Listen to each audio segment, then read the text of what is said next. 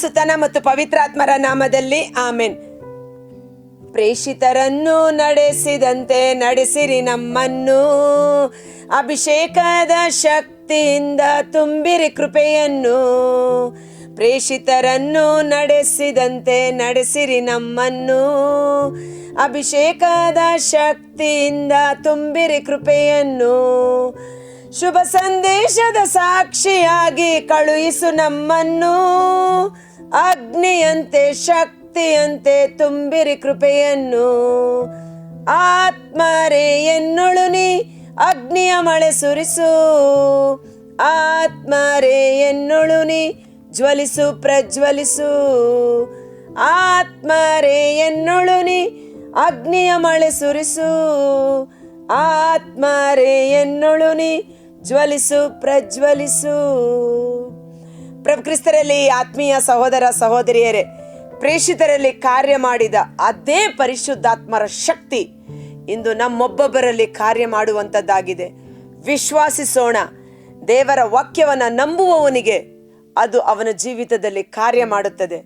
ಈ ದಿನದ ಮುಂಜಾನೆಯ ಜೀವಸ್ವರ ಪ್ರೇಷಿತರ ಕಾರ್ಯಕಲಾಪಗಳು, ಪವಿತ್ರಾತ್ಮರ ಕಾರ್ಯಕಲಾಪಗಳು, 5ನೇ ಅಧ್ಯಾಯ ವಚನ 12ರಿಂದ. ಅದ್ಭುತ ಕಾರ್ಯಗಳು. ಜನರೆಲ್ಲರ ಕಣ್ಮುಂದೆ ಅನೇಕ ಅದ್ಭುತ ಕಾರ್ಯಗಳು, ಸೂಚಕ ಕಾರ್ಯಗಳು ಪ್ರೇಷಿತರ ಮುಖಾಂತರ ನಡೆಯುತ್ತಿದ್ದವು. ಭಕ್ತ ವಿಶ್ವಾಸಿಗಳೆಲ್ಲರೂ ಸೊಲೊಮೋನನ ಮಂಟಪದಲ್ಲಿ ಸಭೆ ಸೇರುತ್ತಿದ್ದರು. 15ನೇ ವಚನ. ಪೇತ್ರನು ಹಾದು ಹೋಗುವಾಗ ಅವನ ನೆರಳಾದರೂ ಕೆಲವರ ಮೇಲೆ ಬೀಳಲೆಂದು ಜನರು ರೋಗಿಗಳನ್ನು ಹಾಸಿಗೆ ಅಥವಾ ಡೋಲಿಗಳ ಸಮೇತ ಹೊತ್ತು ತಂದು ಹಾದಿಗಳಲ್ಲಿ ಮಲಗಿಸುತ್ತಿದ್ದರು. ಜೆರುಸಲೇಮಿನ ಸುತ್ತಮುತ್ತಲಿನ ಜನರುಗಳಿಂದಲೂ ಊರುಗಳಿಂದಲೂ ರೋಗಿಗಳನ್ನು, ಪಿಶಾಚಿ ಪೀಡಿತರನ್ನು ಜನರು ತರುತ್ತಿದ್ದರು. ಎಲ್ಲರೂ ಸ್ವಸ್ಥರಾಗುತ್ತಿದ್ದರು. ಪ್ರಭು ಯೇಸು ನುಡಿದರು, ನನ್ನಲ್ಲಿ ವಿಶ್ವಾಸವಿಡುವವನು ನಾನು ಮಾಡಿದ ಕಾರ್ಯಗಳನ್ನು ಮಾತ್ರವಲ್ಲ, ಅದಕ್ಕಿಂತ ಹೆಚ್ಚಾಗಿ ಮಾಡುವನು. ಕಾರಣ, ನನ್ನ ನಂತರ ಬರುವ ಪೋಷಕರಾದ ಪವಿತ್ರಾತ್ಮರು ಅವರೊಳಗಿದ್ದು ಮಹತ್ ಕಾರ್ಯಗಳನ್ನು ಮಾಡುತ್ತಾರೆ ಎಂಬುದು ಇಲ್ಲಿ ನೆರವೇರಿದ್ದನ್ನು ನಾವು ನೋಡಬಹುದು. ಕಾರಣ, ಪ್ರಭು ಯೇಸು ಇದ್ದಾಗ ಅವರ ಬಟ್ಟೆಯ ಅಂಚನ್ನು ಮುಟ್ಟಿದಾಗ ರೋಗ ಸೌಖ್ಯ ಉಂಟಾಗುತ್ತಿತ್ತು. 12 ವರ್ಷ ರಕ್ತಸ್ರಾವ ಸ್ತ್ರೀ, ಹೌದಲ್ವಾ?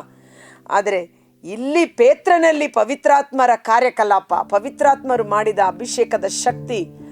ಆತನ ನೆರಳು ಬಿದ್ದರೂ ಸಹ ರೋಗಿಗಳು ಗುಣ ಹೊಂದುತ್ತಿದ್ದರು, ದುರಾತ್ಮಗಳು ಚೀರಾಡಿ ಬಿಡುಗಡೆಯಾಗುತ್ತಿದ್ದವು, ಎಲ್ಲ ಜನರು ಸ್ವಸ್ಥತೆಯನ್ನು ಪಡೆದುಕೊಳ್ಳುತ್ತಿದ್ದರು. ಅದ್ಭುತಕರವಾದ ಶಕ್ತಿ. ಪವಿತ್ರ ಗ್ರಂಥ ಇದ್ದರೆ ಈ ಸಮಯದಲ್ಲಿ ಆ ವಾಕ್ಯವನ್ನು ತೆಗೆದು ಅದರ ಮೇಲೆ ಕೈ ಇಡೋಣ, ಪ್ರಾರ್ಥಿಸೋಣ. ಯೇಸುವೇ, ಪೇತ್ರನಲ್ಲಿ ಕಾರ್ಯ ಮಾಡಿದಂಥ ಆ ಒಂದು ಅಭಿಷೇಕ ನನ್ನಲ್ಲಿಯೂ ಕಾರ್ಯ ಮಾಡಲಿ, ನನ್ನನ್ನು ಉಪಯೋಗಿಸಿ ನಿಮ್ಮ ರಾಜ್ಯಕ್ಕಾಗಿ, ನಿಮ್ಮ ಸೇವೆಗಾಗಿ ಅಂತ ನಾವು ಪ್ರಾರ್ಥಿಸೋಣ. ನೋಡಿ, ಆತನ ನೆರಳು ಬಿದ್ದರು ಸಹ. ಇವತ್ತು ಪವಿತ್ರಾತ್ಮರಿಂದ ಅಭಿಷೇಕಿಸಲ್ಪಟ್ಟ ವ್ಯಕ್ತಿ, ಆತ ಬಳಸುವ ವಸ್ತುಗಳು, ಆತನ ವಸ್ತ್ರ, ಆತನ ಶರೀರ, ಆತನ ನೆರಳು ಹೇಗೆ ಅಭಿಷೇಕ ಹರಿದು ಹೋಗುತ್ತದೆ ಎಂಬುದಾಗಿ ನಾವು ಕೆಲವು ವರ್ಷಗಳ ಹಿಂದೆ ಆನೆಕಲ್ ಅನ್ನೋ ಊರಿಗೆ ಧ್ಯಾನಕೂಟ ನಡೆಸ್ಕೊಡೋಕ್ಕೆ ಹೋಗಿದ್ವಿ. ಧ್ಯಾನಕೂಟ ಮುಗಿಸಿ ನಾವೆಲ್ಲ ಕಾರಲ್ಲಿ ಬಂದು ಎಲ್ಲ ಪ್ಯಾಕ್ ಮಾಡಿ ಇನ್ನೇನು ಕಾರು ಹೊರಡಬೇಕು. ಕೊನೆಗೆ ಒಂದು ತಾಯಿ ಒಂದು ಮಗುವನ್ನು ಕರೆದುಕೊಂಡು ಓಡಿ ಬಂದು ನಾವು ಕಾರಲ್ಲಿ ಕೂತ್ಕೊಬಿಟ್ಟಿದ್ದೀವಿ. ಇನ್ನೇನು ಕಾರ್ ಸ್ಟಾರ್ಟ್ ಮಾಡಬೇಕಷ್ಟೇ. ಅಮ್ಮ ನನ್ನ ಮಗುಗೆ ಪ್ರೇಯರ್ ಮಾಡು, 1 ತಿಂಗಳಿಂದ ಸತತವಾಗಿ ಮೂಗಲ್ಲಿ ರಕ್ತ ಸೋರ್ತಾ ಇದೆ, ನಾವು ಎಷ್ಟು ಟ್ರೀಟ್ಮೆಂಟ್ ಕೊಟ್ಟರು ಆ ರಕ್ತ ನಿಲ್ತಾ ಇಲ್ಲ ಅಂತ. ನಾನು ಹೇಳಿದೆ, ಅಮ್ಮ ಆವಾಗಲೇ ಕರ್ಕೊಂಬರ್ಬಾರ್ದಾಗಿತ್ತ ಅಂತ. ಡ್ರೈವರ್ ಕಾರ್ ಸ್ಟಾರ್ಟ್ ಮಾಡ್ತಾ ಇದ್ದಾನೆ. ಕಿಟಕಿಯಿಂದನೇ ಆ ಮಗು ತಲೆ ಮೇಲೆ ಕೈ ಇಟ್ಟು, ಯೇಸು ನಾಮದಲ್ಲಿ ಈ ಮಗು ಗುಣ ಹೊಂದಲಿ, ಯೇಸುವೆ ಕರುಣೆ ತೋರು, ದಯೆ ತೋರು ಎಂದು ಪ್ರಾರ್ಥನೆ ಮಾಡಿ, ಸಣ್ಣ ಪ್ರಾರ್ಥನೆ ಮಾಡಿ ನಾವು ಹೊರಟು ಬಂದ್ಬಿಟ್ಟೆವು. ಆದರೆ ಮಾರನೆಯ ದಿನ ಸಹೋದರಿ ಫೋನ್ ಮಾಡಿ ಹೇಳ್ತಾ ಇದೆ, ಅಕ್ಕ, ನೀವು ಪ್ರಾರ್ಥನೆ ಮಾಡಿದ ಆ ಕ್ಷಣ ಮೊದಲ್ಗೊಂಡು ಮೂಗಿನಲ್ಲಿ ಸೋರುತ್ತಿದ್ದ ರಕ್ತ ನಿಂತು ಹೋಯಿತು ಎಂದು. ಆಗ ನಾನು ಯೋಚನೆ ಮಾಡಿದೆ, ಓ ದೇವಾ, ಒಂದು ಹಸ್ತ, ಯೇಸುವಿನ ಕಾರ್ಯ ಮಾಡಲು ಒಂದು ಕೈ ಬೇಕು, ಯೇಸುವಿನ ಮಾತು ಹೇಳಲು ಒಂದು ಬಾಯಿ ಬೇಕು. ಆ ಪಾತ್ರೆಗಳನ್ನು ದೇವರು ಅಭಿಷೇಕಿಸುವಾಗ ಮಹತ್ ಕಾರ್ಯಗಳನ್ನು ಮಾಡಿ ದೇವರ ನಾಮಕ್ಕೆ ಮಹಿಮೆ ಸಲ್ಲಿಸುತ್ತದೆ ಎಂದು. ಮತ್ತು ನಮ್ಮ ಧರ್ಮಕೇಂದ್ರಕ್ಕೆ ಸೇರಿದಂಥ ಒಬ್ಬ ಸಹೋದರ ಸ್ಟೀವನ್ ಅಂತ, ಆತನಿಗೆ ಮೌತ್ ಕ್ಯಾನ್ಸರ್ ಆಗಿ ಯಾವಾಗ ಮಾತನಾಡೋಕ್ಕೆ ಹತ್ರ ಬಂದರೂ ಸಹ ಒಂದು ಪಾಕೆಟಿಂದ ಸೆಂಟ್ ಥರನೋ ಏನೋ ಗೊತ್ತಿಲ್ಲ, ಆ ಸೆಂಟ್ ಹಿಂಗೆ ಹೊಡ್ಕೊಂಡು ಬಂದು ಮಾತಾಡೋರು, ಬಾಯಿ ಮುಚ್ಕೊಂಡು ಮಾತಾಡೋರು, ದೂರ ದೂರ ಹೋಗೋರು. ನಾವೆಲ್ಲ ಯಾಕೆ ಮನುಷ್ಯ ಅನ್ನೋ ರೀತಿಯಲ್ಲಿ ಎಲ್ಲರೂ ಒಂಥರ ಅನ್ಕೊಳ್ಳೋರು, ಬಟ್ ಯಾರಿಗೂ ಏನು ಅಂತ ಗೊತ್ತಿರಲಿಲ್ಲ. ಒಂದು ದಿನ ಮುಂಜಾನೆ ಬಲಿಪೂಜೆಗೆ ಹೋಗುವಾಗ ತುಂಬ ಚಳಿ ಇತ್ತು. ನಾನು ಜರ್ಕಿನ್ ಹಾಕ್ಕೊಂಡು ತಲೆಗೆ ಒಂದು ಶಾಲ್ ಬರುತ್ತೆ, ಆ ಶಾಲ್ನ ಸುತ್ತಕೊಂಡು ಪೂಜೆಗೆ ಹೋಗಿದ್ದೆ. ಹೊರಗಡೆ ಬಂದಾಗ ಈ ಮನುಷ್ಯ ಚಳಿಯಲ್ಲಿ ಮಳೆ ಬೇರೆ ಬೀಳ್ತಾ ಇದ್ದಿದ್ದು ನಡುಕ್ತಾ ಇದ್ರು. ಆಗ ಏನು ಮಾಡಿದೆ, ನನ್ನ ಶಾಲ್ನ ಬಿಚ್ಚಿ, ಬ್ರದರ್ ಇದನ್ನ ಸುತ್ಕೊಳ್ಳಿ, ನಿಮಗೆ ತುಂಬ ಚಳಿ ಅಂತ ಒದ್ದಾಡ್ತಾ ಇದ್ದೀರಾ ಅಂತ ಅದನ್ನ ಕೊಟ್ಟು ಹೋದೆ. ಅಷ್ಟು ಮಾತ್ರ ನನಗೆ ನೆನಪು. ಇದು ದೇವರ ನಾಮದ ಮಹಿಮೆಗಾಗಿ ಹೇಳ್ತಾ ಇದ್ದೀನಿ. ಸುಮಾರು ವರ್ಷಗಳ ನಂತರ RRC ಧ್ಯಾನ ಕೇಂದ್ರದಲ್ಲಿ ಶುಶ್ರೂಷೆ ಮಾಡುವಾಗ ಅದೇ ಸಹೋದರ ಬಂದು ಒಂದು ನೈಟ್ ವಿಜಿಲಲ್ಲಿ ಎಲ್ಲರ ಮುಂದೆ ಸಾಕ್ಷೀಕರಿಸಿದ್ರು. ಸಿಸ್ಟರು ಒಂದು ದಿನ ಚರ್ಚಲ್ಲಿ ನಾನು ಚಳಿಯಲ್ಲಿ ನಡುಗುತ್ತಿದ್ದಾಗ ಅವರ ಶಾಲ್ ಕೊಟ್ಟು ಹೋದರು, ತಲೆಗೆ ಸುತ್ತುವ ಮಫ್ಲರ್ ಥರ. ಅದನ್ನು ಪ್ರತಿದಿನ ನಾನು ಯೂಸ್ ಮಾಡ್ತಾ ಇದ್ದೆ. ಕಾರಣ ನನಗೆ ಮೌತ್ ಕ್ಯಾನ್ಸರ್ ಇತ್ತು ಬಾಯಿಯಲ್ಲಿ. ಇದು ದೇವರು ಸೇವಕರು ಉಪಯೋಗ ಮಾಡಿದ ವಸ್ತು ಎಂದು ಅದನ್ನು ನಾನು ಉಪಯೋಗ ಮಾಡ್ತಾ ಇದ್ದೆ. ಅದು ಉಪಯೋಗ ಮಾಡ್ತಾ ನಾನು ಪ್ರತಿದಿನ ಅದನ್ನು ನಾನು ಧರಿಸ್ಕೊಳ್ತಾ ಇದ್ದೆ ವಿಶ್ವಾಸದಿಂದ. 3 ತಿಂಗಳ ನಂತರ ನಾನು ಆಸ್ಪತ್ರೆಗೆ ಚೆಕಪ್ಗೆ ಹೋದಾಗ ಡಾಕ್ಟರ್ ಹೇಳಿದರು, ನಿನ್ನ ಬಾಯಿಯ ಕ್ಯಾನ್ಸರು ಸಂಪೂರ್ಣವಾಗಿ ಗುಣವಾಗಿದೆ ಎಂದು. ಆತನಿಗೆ ಹೇಳಿ ಈಗ ಆತ ದೇವರ ಶುಶ್ರೂಷೆ ಮಾಡುತ್ತಾ ದೇವರಿಗೆ ದೊಡ್ಡ ಸಾಕ್ಷಿಯಾಗಿ ಜೀವಿಸುತ್ತಿದ್ದಾರೆ.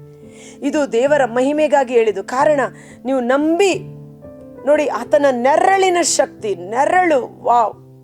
ಆ ನೆರಳು ಬಿದ್ದರೂ ದುರಾತ್ಮಗಳು ಕಿರ್ಚಾಡುತ್ತಿದ್ದವು. ಎಂಥ ಪವಿತ್ರಾತ್ಮರ ಶಕ್ತಿ, ಪವಿತ್ರಾತ್ಮರ ಸರಿಯಾದ ಅರಿವು ನಮಗಿಲ್ಲ.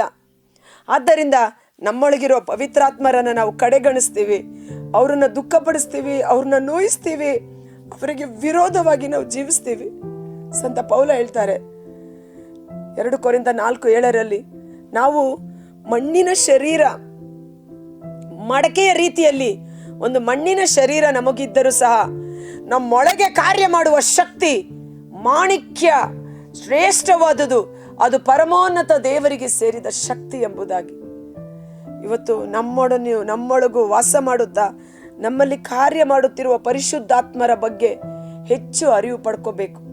ಆ ಪವಿತ್ರಾತ್ಮರ ವರಗಳು, ಫಲಗಳು, ಕೃಪೆಗಳು ನಮ್ಮಲ್ಲಿ ಕಾರ್ಯ ಮಾಡುವಂತೆ ನಮ್ಮನ್ನು ಒಪ್ಪಿಸಿಕೊಡಬೇಕು. ಅದ್ಭುತಕರವಾದ ವಚನ ಅಲ್ವಾ? ತದನಂತರ ನಾವು ಇನ್ನೊಂದು ಘಟನೆಯನ್ನು ನೋಡೋಣ. ಇಲ್ಲಿ ಪ್ರೇಷಿತರಿಗೆ ಹಿಂಸೆ. ದೇವರ ವಾಕ್ಯವನ್ನು ಸಾರಕೂಡದು ಎಂದು ಪೇತ್ರ ಮತ್ತು ಶಿಷ್ಯರನ್ನು ತೆಗೆದುಕೊಂಡು ಹೋಗಿ ಸೆರೆಮನೆಯಲ್ಲಿ ಬಂಧಿಸಿಟ್ಟಿರ್ತಾರೆ. ಆದರೆ ದೇವದೂತನು ರಾತ್ರೋರಾತ್ರಿ ಇಳಿದು ಬಂದು ಹೆಬ್ಬಾಗಿಲುಗಳನ್ನು ತೆರೆದು ಅವರನ್ನು ಸುರಕ್ಷಿತವಾಗಿ ಬಿಡುಗಡೆ ಮಾಡಿ ಅವರು ದೇವರ ಆಲಯದಲ್ಲಿ ನಿಂತು ಯೇಸುವೆ ಏಕೈಕ ರಕ್ಷಕ ಎಂದು ಬೋಧನೆ ಮಾಡ್ತಾ ಇರ್ತಾರೆ. ಮಾರನೆಯ ದಿನ ಪೇತ್ರ ಮತ್ತು ಶಿಷ್ಯರನ್ನು ವಿಚಾರಣೆ ಮಾಡಬೇಕೆಂದು ಧರ್ಮಶಾಸ್ತ್ರಿಗಳು, ಫರಿಸಾಯರು, ನ್ಯಾಯಾಧಿಪತಿಗಳು ಸೆರೆಯಾಳುಗಳಿಗೆ, ಸೆರೆಮನೆಯ ಅಧಿಕಾರಿಗಳಿಗೆ ಅವರನ್ನು ಕರೆದುಕೊಂಡು ಬನ್ನಿ ಅಂತ ಹೇಳುವಾಗ ಇವರು ಹೋಗಿ ಹುಡುಕುತ್ತಾರೆ. ಬಾಗಿಲೇನೋ ಮುಚ್ಚಿದೆ, ಬೀಗ ಅದಕ್ಕೆ ಹಾಕಿದೆ, ಆದರೆ ಅವರು ಅಲ್ಲಿ ಕಾಣುತ್ತಿಲ್ಲ ಎಂದು ಗಲಿಬಿಲಿಗೊಳ್ಳುತ್ತಾರೆ.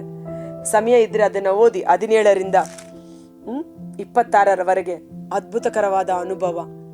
ಅಂದರೆ ಪವಿತ್ರಾತ್ಮ ಭರಿತನಾದ ವ್ಯಕ್ತಿ, ಯೇಸುವಿನಲ್ಲಿ ಸ್ನಾನ ದೀಕ್ಷೆ ಪಡೆದುಕೊಂಡ ಒಬ್ಬ ವ್ಯಕ್ತಿ, ಅಭಿಷಕ್ತನಿಗೆ ದೇವರು ಕೊಡುವ ದೈವಿಕ ಸಂರಕ್ಷಣೆ, ನಮ್ಮ ಪರವಾಗಿ ಕಾರ್ಯ ಮಾಡುವ ದೇವದೂತರುಗಳು ನಮಗುಂಟು. ಆ ದೇವದೂತರುಗಳು ಎಲ್ಲಾ ವಿಧವಾದ ತಡೆಗಳನ್ನು ತೆಗೆದುಹಾಕಿ ದೇವರ ರಾಜ್ಯಕ್ಕೆ ಶಕ್ತಿಯುತ ಸಾಧನವಾಗಿ ನಾವು ಉಪಯೋಗಿಸಲ್ಪಡುವಂತೆ ನಮ್ಮ ಪರವಾಗಿ ಕಾರ್ಯ ಮಾಡುತ್ತಾರೆ. ಆ ಪಂಚಶತಮ ಹಬ್ಬದ ನಂತರ ಅಥವಾ ಯೇಸುವಿನ ಪುನರುತ್ಥಾನದ ನಂತರ, ಮರಣದ ನಂತರ ದೇವದೂತರುಗಳು ಹೆಚ್ಚು ಕಾರ್ಯ ಮಾಡುವುದನ್ನು ನಾವು ನೋಡ್ತೀವಿ. ಪ್ರೇಷಿತರ ಕಾರ್ಯಕಲಾಪಗಳಲ್ಲಿ, ಪವಿತ್ರಾತ್ಮರ ಕಾರ್ಯಕಲಾಪಗಳಿಗೆ ಜೊತೆಗೂಡಿ ದೇವದೂತರುಗಳು ಸಹ ಕಾರ್ಯ ಮಾಡುವುದನ್ನು ನಾವು ನೋಡುತ್ತೇವೆ. ಆ ದೇವದೂತರುಗಳ ಸಂರಕ್ಷಣೆ ನಮಗೂ ಸಹ ಅತ್ಯವಶ್ಯಕವಾಗಿದೆ. ಪ್ರಾರ್ಥಿಸೋಣ. ಕರ್ತರಾದ ಯೇಸುವೆ, ಈ ಮುಂಜಾನೆ ಜೀವಸ್ವರವನ್ನು ಆಲಿಸುತ್ತಿರುವ ಪ್ರತಿಯೊಬ್ಬ ಸಹೋದರ ಸಹೋದರಿಯರನ್ನು ನಿಮ್ಮ ಕರಗಳಿಗೆ ಸಮರ್ಪಿಸುತ್ತೇನೆ. ಪವಿತ್ರಾತ್ಮರು ದೀಕ್ಷಾ ಸ್ನಾನ ಪಡೆದುಕೊಂಡ ಪ್ರತಿಯೊಬ್ಬ ವ್ಯಕ್ತಿಯಲ್ಲಿ ಕಾರ್ಯ ಮಾಡುವವರಾಗಿದ್ದಾರೆ. ದಾಹವುಳ್ಳವನು ನನ್ನ ಬಳಿಗೆ ಬರಲಿ, ನಾನು ಅವನಿಗೆ ಯಥೇಚ್ಛವಾದ ಜೀವಜಲವನ್ನು ಕೊಡುತ್ತೇನೆ. ವಿಶ್ವಾಸಿಸುವವನ ಹೊಟ್ಟೆಯೊಳಗಿಂದ ಜೀವಕರವಾದ ನದಿಗಳು ಹರಿಯುವುವು. ನಮ್ಮೊಳಗಿರುವ ಜೀವ ಆ ಪರಿಶುದ್ಧಾತ್ಮರೇ ಆಗಿದ್ದಾರೆ. ನಮ್ಮಲ್ಲಿ ಕಾರ್ಯ ಮಾಡುವ ಜೀವ ನಮ್ಮ ಮುಖಾಂತರ ಪರರಿಗೆ ಹರಿದು ಹೋಗುತ್ತದೆ. ನಾವು ಯೇಸು ನಾಮದಲ್ಲಿ ಪ್ರಾರ್ಥಿಸುವಾಗ ರೋಗಿಗಳು ಗುಣ ಹೊಂದುತ್ತಾರೆ, ದೆವ್ವಗಳು ಬಿಡುಗಡೆಯಾಗುತ್ತದೆ, ಸತ್ತವರು ಜೀವಕ್ಕೆ ಎಬ್ಬಿಸಲ್ಪಡುತ್ತಾರೆ. ಆ ಪೇತ್ರನಲ್ಲಿ ಕಾರ್ಯ ಮಾಡಿದಂತ ಪವಿತ್ರಾತ್ಮರು ನಮ್ಮೊಬ್ಬೊಬ್ಬರಲ್ಲಿ ಕಾರ್ಯ ಮಾಡುವಂತೆ ಅದನ್ನು ವಿಶ್ವಾಸಿಸಿ ಅರಿಕೆ ಮಾಡೋಣ. ಅಲ್ಲಿ ಕಮೆಂಟ್ ಮಾಡೋಣ, ಪೇತ್ರನಲ್ಲಿ ಕಾರ್ಯ ಮಾಡಿದ ಪವಿತ್ರಾತ್ಮರು ನನ್ನೊಳಗಿದ್ದು ಕಾರ್ಯ ಮಾಡಲಿ, ಆಮೇನ್ ಎಂದು ನಾವು ಕಮೆಂಟ್ ಮಾಡುವಾಗ ಆ ವಚನದ ಅಭಿಷೇಕ ನಮ್ಮ ದೇಹಾತ್ಮ ಶರೀರ ಜೀವಿತದಲ್ಲಿ ಕಾರ್ಯ ಮಾಡಲಿ. ಯೇಸುವೆ, ಸೆರೆಮನೆಯಲ್ಲಿದ್ದ ಸುವಾರ್ತೆಯನ್ನು ಸಾರಲು ಅವರನ್ನ ತಡೆ ಒಡ್ಡಿ ಬಂಧನದಲ್ಲಿಟ್ಟರು. ದೇವದೂತರುಗಳು ದೇವರ ಮಕ್ಕಳ ಪರವಾಗಿ ಕಾರ್ಯತತ್ಪರರಾಗಿ ಅವರನ್ನು ಬಿಡುಗಡೆ ಮಾಡಿ ಧೈರ್ಯದಿಂದಲೂ ಸ್ಥೈರ್ಯದಿಂದಲೂ ಸುವಾರ್ತೆಯನ್ನು ಸಾರಲು ಸಹಾಯ ಮಾಡಿದ ನಮ್ಮ ಸಹಾಯಕ ದೂತರುಗಳು, ಕಾವಲು ದೂತರುಗಳು, ಸಂರಕ್ಷಕ ದೂತರುಗಳು ಎಡೆಬಿಡದೆ ನಮ್ಮ ಪರವಾಗಿ, ನಮ್ಮ ಕುಟುಂಬದ ಪರವಾಗಿ ಕಾರ್ಯನಿರತರಾಗಿ ಸಕಲ ವಿಧವಾದ ಕೇಡು ಅಪಾಯ ಆಪತ್ತಿನಿಂದ ನಮ್ಮನ್ನು ಸಂರಕ್ಷಿಸಿ ಸತ್ಯದ ಪಥದಲ್ಲಿ ಮುನ್ನಡೆಸಲಿ. ನಿನಗಿಂತ ಮುಂಚಿತವಾಗಿ ದೂತನನ್ನು ಕಳುಹಿಸಿ ದಾರಿಯನ್ನು ಸರಾಗ ಮಾಡುತ್ತೇನೆಂದು ವಾಗ್ದಾನ ಮಾಡಿದ ಪ್ರಭುವಿನ ವಚನದಂತೆ ದೇವದೂತರುಗಳು ಈ ದಿನ ಮೊದಲ್ಗೊಂಡು ನಮ್ಮ ಪರವಾಗಿ ಕಾರ್ಯ ತತ್ಪರರಾಗುವಂತೆ ಯೇಸುವಿನ ನಾಮದಲ್ಲಿ ಪ್ರಾರ್ಥಿಸಿ ಬೇಡಿ ಹೊಂದಿಕೊಳ್ಳುತ್ತೇವೆ. ಆಮೇನ್.